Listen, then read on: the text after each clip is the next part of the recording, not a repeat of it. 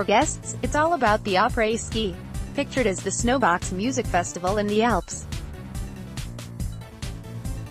Snowboxx, Julia Buckley 4 hours Monday, February 25, 2019. Working and living in the Alps was not as idyllic as it seems. An ex-seasonaire reveals Misdemeanours and a name and shame newsletter were standard daily staples. She dealt with a drunken chef and customers who tipped her with drugs. Ever wondered what ski seasonnaires get up to when they're not attending to your every whim? One former chalet girl, Geraldine, has shared her experience with I.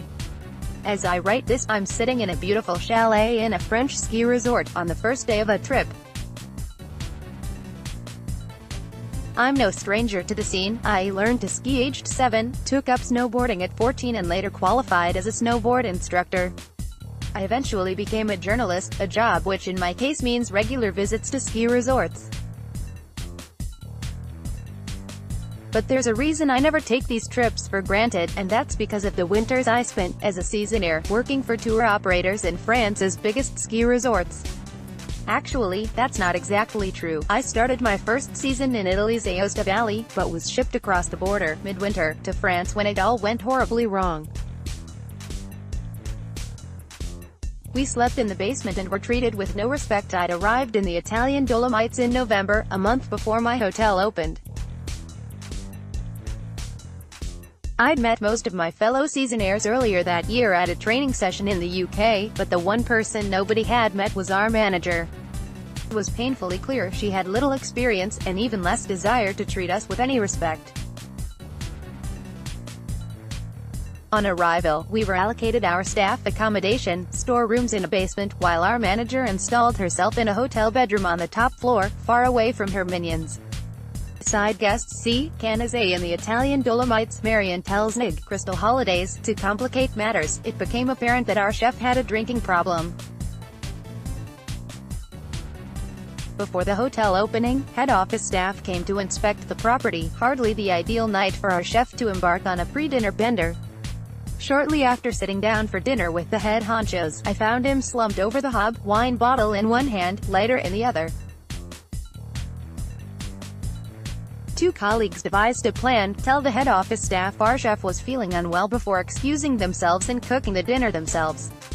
My position at the table meant that I was facing both the kitchen doorway and the tour operator's chief executive. I remember reassuring this oblivious bigwig how the hotel couldn't be in better hands as I watched my colleagues in the background manhandling the comatose chef out of the kitchen.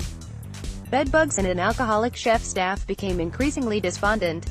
My fellow hotel host had to move into an apartment because her basement bedroom was infested with bedbugs. The chef's drinking got worse. One morning, we found him collapsed in the lobby and wearing his ski boots, after deciding to ski downstairs at 3 a.m. People sit in a ski lift on the opening weekend of the ski season at Val Thorens in the French Alps. Philippe Desmazes, AFP, Getty Images. After my fellow hotel host and I complained, our manager responded by accusing us of incompetence, and we were fired. Head office eventually relented, and decided to send us to a resort in the Three Valleys area of France, instead. The exchange would take place 2 days later. We'd be driven to a designated drop-off point near the French border, where our new hotel manager would collect us. After driving for hours through a snowstorm, we reached an isolated stretch of road.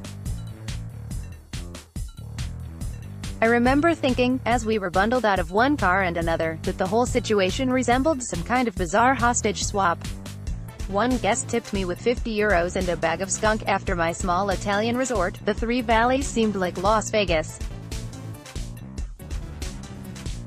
The new resort was, and still is, one of France's most expensive.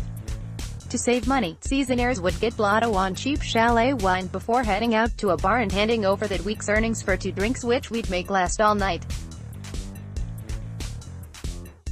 Unless, of course, we'd earned a big tip, although these didn't always come in the form of cold, hard cash. My most memorable ones included a crisp €50 note and a bag of skunk purchased by guests who couldn't take it home. There was a packed calendar of booze-fueled events for seasonnaires, so it was hardly surprising that hookups were common. One seasonnaire took it upon himself to publish a Gossip Girl-style newsletter naming and shaming those who'd done the dirtiest deeds. After a night on the Sambuca, the first fear would always be that last night's misdemeanors would make the front page of this tawdry newsletter. My second ski season was, by comparison, a more sensible affair, this time, a winter working in France's Buckley area, at a hotel run by another big ski operator. I was joined by my boyfriend, now husband, who worked as both a chef and a security guard, which involved nightly patrols of the hotel. He regularly had to rescue colleagues who'd collapsed in drunken piles outside the hotel after forgetting the door code, but his abiding memory is the one who went above and beyond when it came to guest relations. One evening, well after the bar had closed for the night, he caught the barman having sex with a guest on a couch in the hotel bar. The worst thing was that this particular woman was staying at the hotel with her husband and two teenage children. My abiding memory: the time I walked into the creche to find the hungover nanny had accidentally popped a black lace CD on, instead of an album of Christmas classics. Unfortunately, it was Christmas Day and parents had been invited to join their little darlings for festive games. I'll never forget the look on their faces as the lyrics to Gang Bang blasted out. The snow was melting and my liver needed a break as much as my wheezing lungs. But I don't regret a single day, pictured as St. Martin de Belleville, in the Three Valleys at dusk. Vanessa Fisher, one of the most unpopular employees, was our resort manager, a 6-foot monster whose combination of shaved head, permanent scowl, and mood swings earned him the nickname Psycho. When guests parked in his space outside the hotel, Psycho took it upon himself to slash his tires, before swearing staff to secrecy as the police arrived.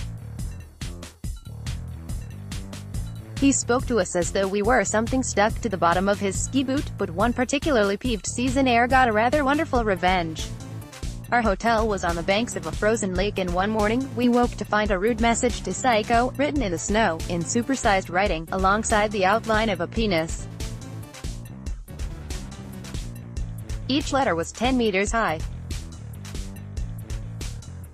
I reached the end of the road sadly. My season came to an end after I was diagnosed with bronchitis. My accommodation was an unheated room in the basement, and flurries of snow would blow in through the cracked window. I wasn't too disappointed. It was the end of March, the snow was melting and my liver needed a break as much as my wheezing lungs. But I don't regret a single day, and would tell anyone considering a season to go for it. You work hard and party hard, and you can ski or snowboard for free for 5 months. Just try and avoid making the front page of the Seasonnaires newsletter. *Geraldine is not the writer's real name. More travel Europe travel news.